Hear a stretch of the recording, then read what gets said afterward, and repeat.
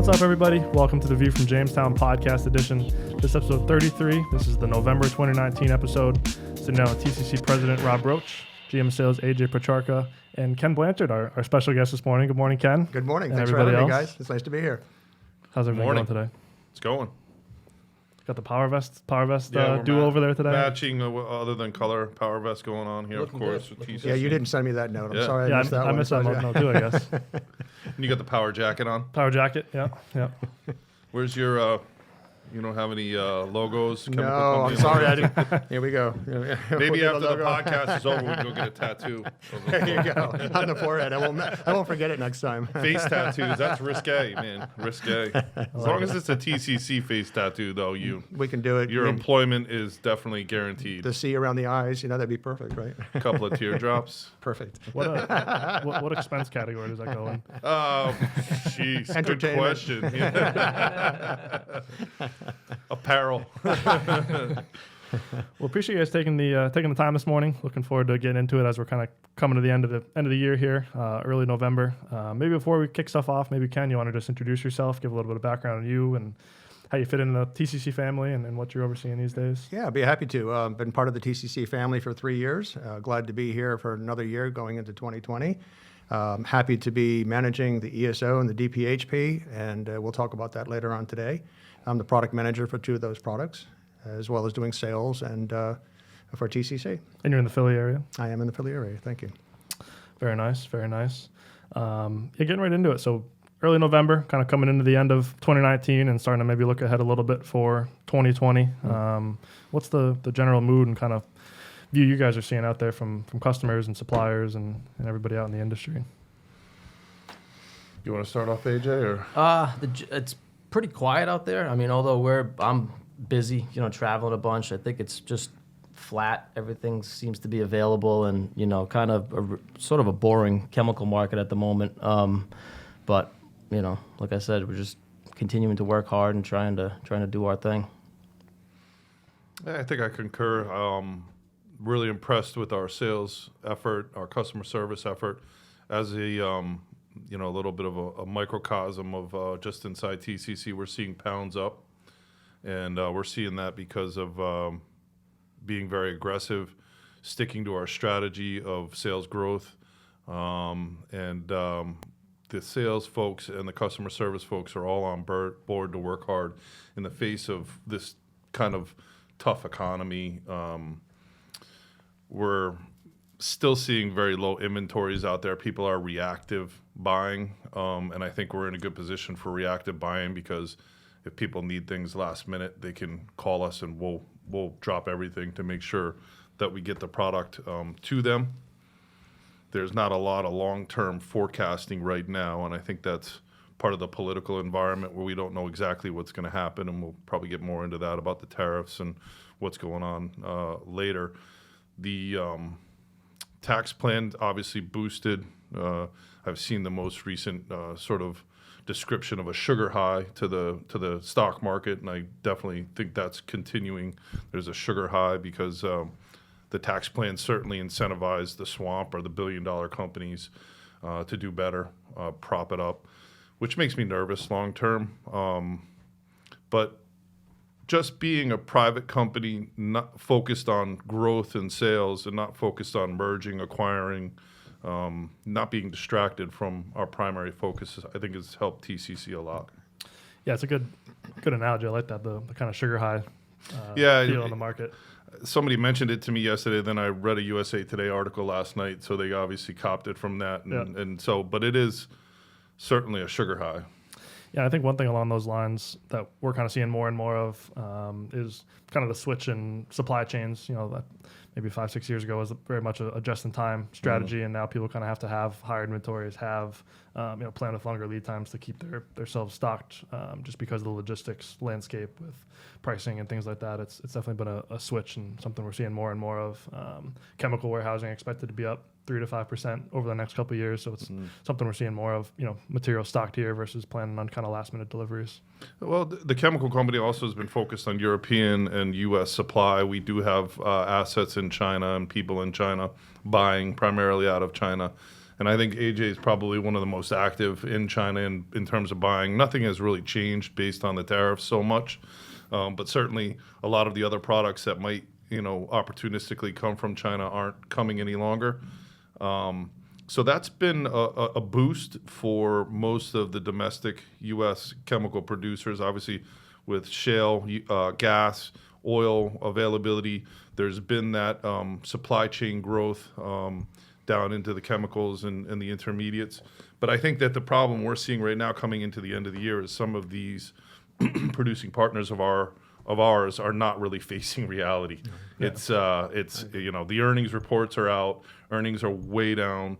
They're feeling pressured from their management to maintain or even grow margin. And come on, guys, this is not the environment to maintain or grow margin. This is where you need to be aggressive in the light of a slowing economy or a slowing demand base, and line things up for next year. Right now is the time to line things up for next year, because even if there is some sort of calming of the political and economic situations that are happening every single day, we don't see a robust move for a real uptick in things like automotive and things like that. We just don't see it happening. There's a lot of confusion.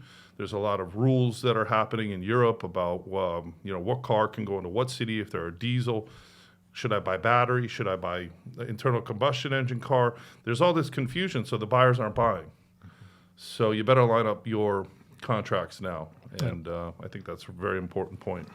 And are you seeing similar things? I know you may have a different supplier base and customers you're speaking with. Are you kind of hearing similar things out in the marketplace? We are hearing the same thing. It's interesting how people are just sitting back and trying to figure out what's happening for 2020. And as we're talking with them now, we're explaining to them that we're well positioned to meet their needs for 2020. And we've been working on that for the past year and a half, getting ourselves strategically positioned with ESO and DPHP to make sure that we're poised and ready to go. If there's an upside, we'll be able to meet that demand. Yeah. But a lot of skepticism for 2020.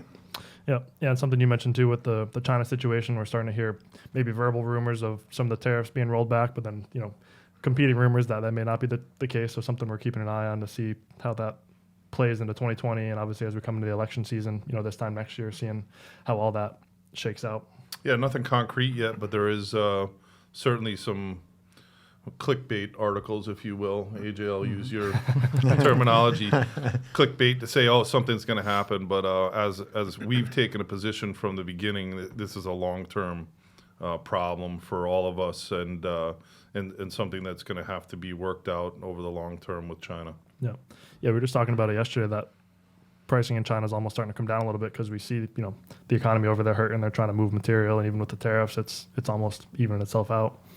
Yeah, I just, I've been saying all along, I just want them to go away. I don't like the uncertainty. I don't like, having to commit to material 8 weeks out with not knowing, what's going to happen, with tariffs when it actually arrives here. So I'm just, every time I see a clickbait article, I'm like, please be right. Please be correct. The official press release, just hoping for it. Well, it's so multifaceted, too, because you've got China with the tariffs, but now you have Europe going into a recession. So what impact is that going to have on the Chinese, and what their strategy is going to be for next year?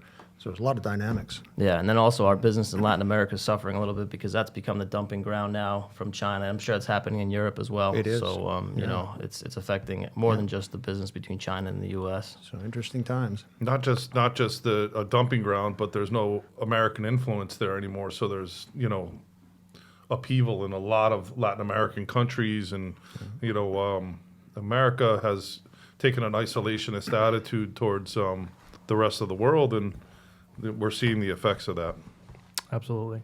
Coming in November, seeing prices flat to maybe a little bit up, kind of across the board. Crude oil, natural gas up a couple dollars. Ethylene up a little bit. Propylene contract down a penny or so. But it seems like overall things are up just a hair. Stock market up in November as well. So we're starting to see in November here. I would, I think that's probably in line with what we're seeing at TCC.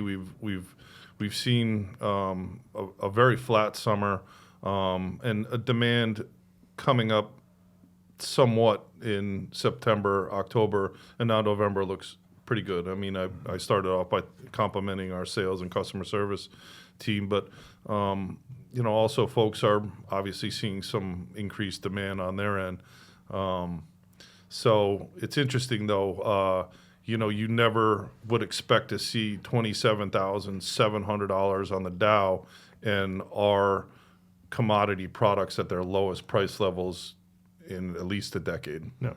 That doesn't make sense. Yeah, right. So even though and we really look at pounds sold, really that's a more representative of the efforts of the company and our team. The sales dollars are down significantly. Yep. And that's because things are much cheaper. Even though in a market where you think things would be more expensive because there's not that Chinese influence of cheap chemicals now coming in, it's not really helping prices so much. So we saw that on the earnings reports. Exxon, BASF, et cetera. The giants of our industry are way off. Yep.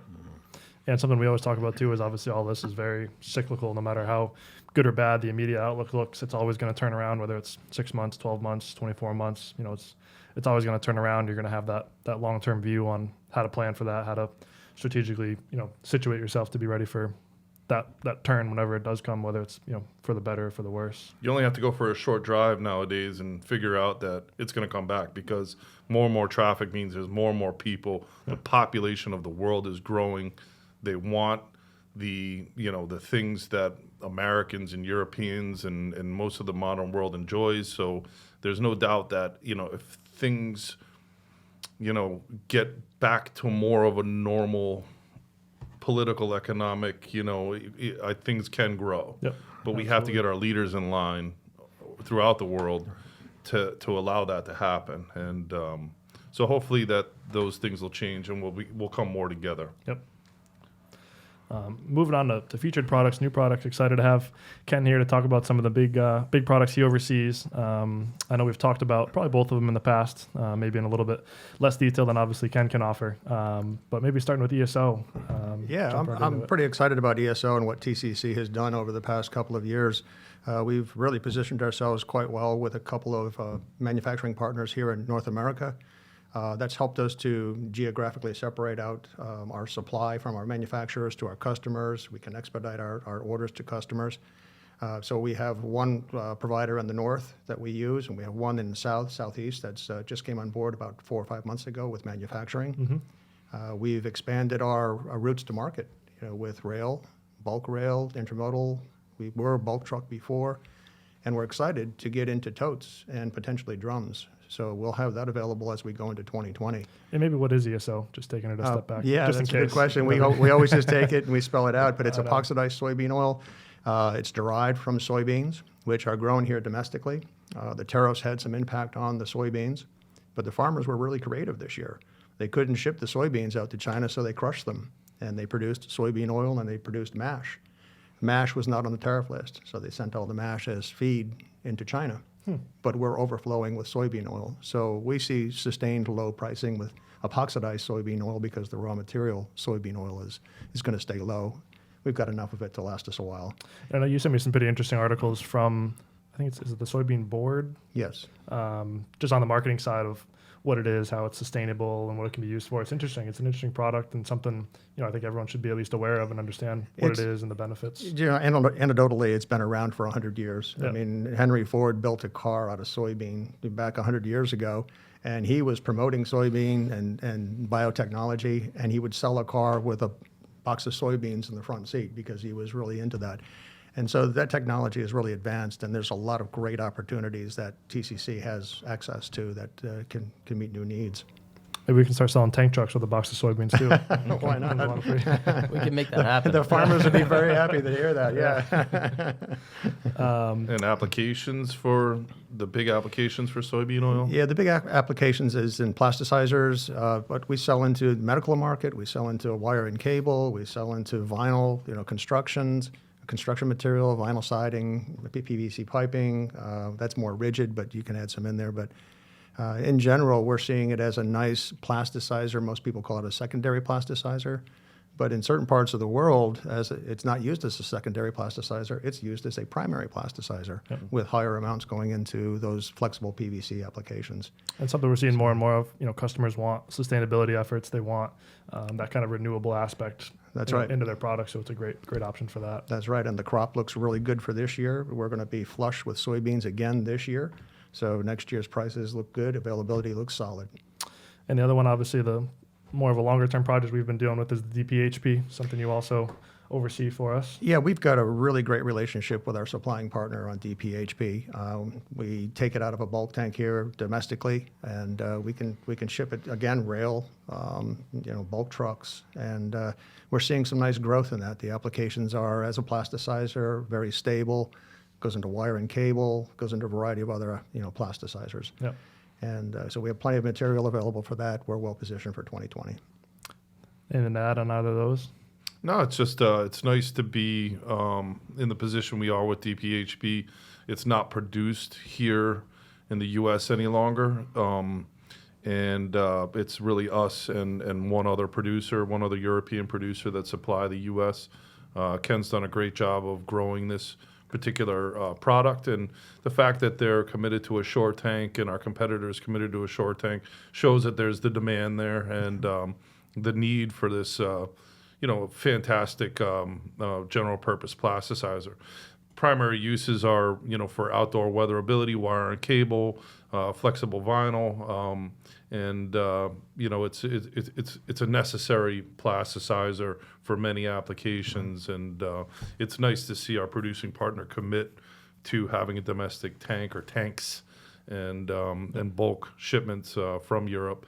So we're looking to grow this product in the coming year, and other particular products from this producing partner that look exciting as well. So it's always a compliment when a producing partner sees the success with you and then gives you new products and new challenges, and so that's we'll probably talk about that sometime in the future, but that's exciting for us. Exciting things in the pipeline. Absolutely, for absolutely. sure.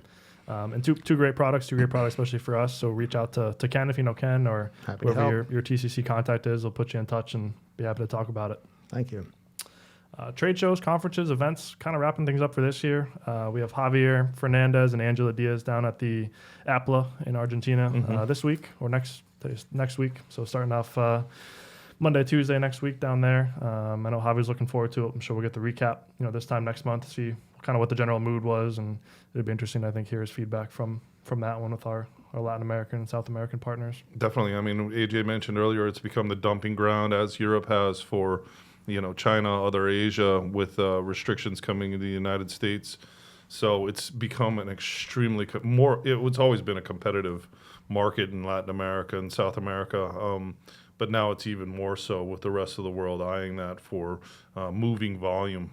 So what Javi brings back to corporate when he returns, and Angela, be very interesting to hear. Yeah. And that pretty much wraps it up for this year. We're starting to talk about 2020 and even beyond then. A bunch of shows to talk about, January, February timeline, but two big shows I think it's probably appropriate to start talking about. You want to start talking about the spring shows?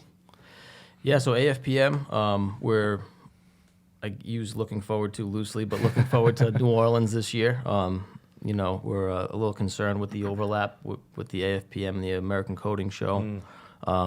But yeah, we'll be at both. We'll have a big presence at both the AFPM and the American Coating Show. So looking forward to seeing everybody out there and get some business done. Yeah, definitely a big point. Make sure you're not just rebooking your San Antonio hotels. We're going to new location this year.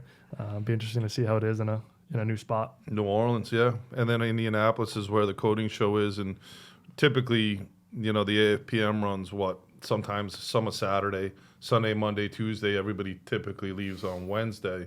Well, the coating show starts on that particular Tuesday, right? Yeah, coating show starts on Tuesday, so people would have to leave on Monday to get there for Tuesday morning. So it's going to be challenging logistically for a lot of folks. Well, we should have coverage, though. I mean, we're looking at splitting up the team, and we are going to split up the team, right, probably for the whole time. There might be a group that goes to AFPM and a group that goes to the coating show. Right. I think that's probably how it's going to play out. But it'll be interesting to see what the foot traffic is at the coating show, because typically shows are front loaded the first couple of days of the heaviest traffic, but people are obviously going to be busy in New Orleans at AFPM. Yeah. So be interesting to see how that shakes out. Yeah, people could come in on Tuesday, and Wednesday and Thursday could end up being strong days. Where in the Right. past, they're a little bit lighter. But looking at another party and a golf outing at the AFPM, and then obviously we have our booth at the coating show. So we'll start putting info out on that. But we're looking forward to both those events. Should be good. Yeah, it's going to be great. I always enjoy New Orleans. Yeah, I've never been. Be my first time. Oh, yeah. It's a neat place. I mean, after 11 o'clock, 12 o'clock at night, you want to be home in your hotel room. Can get dangerous in certain zones, and you could be a danger to yourself there if you allow it.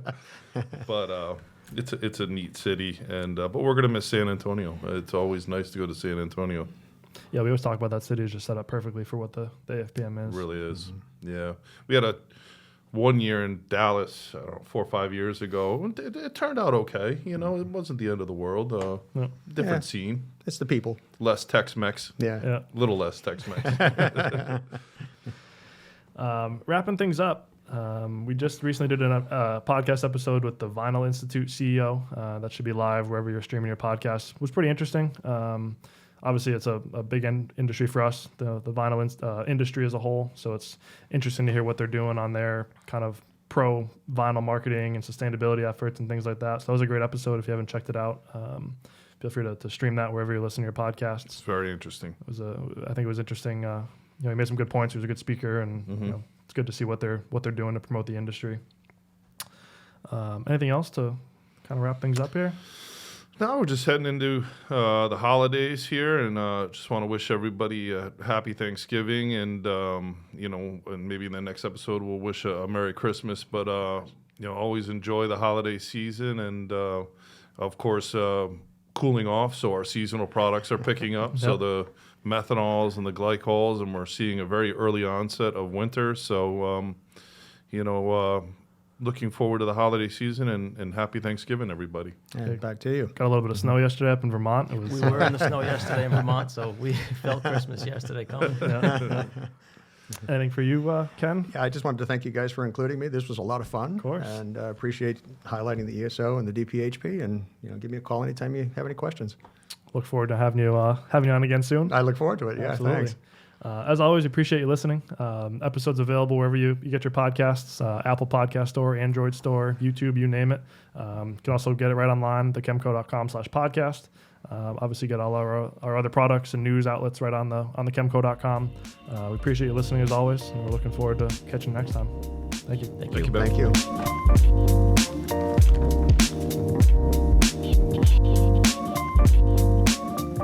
you.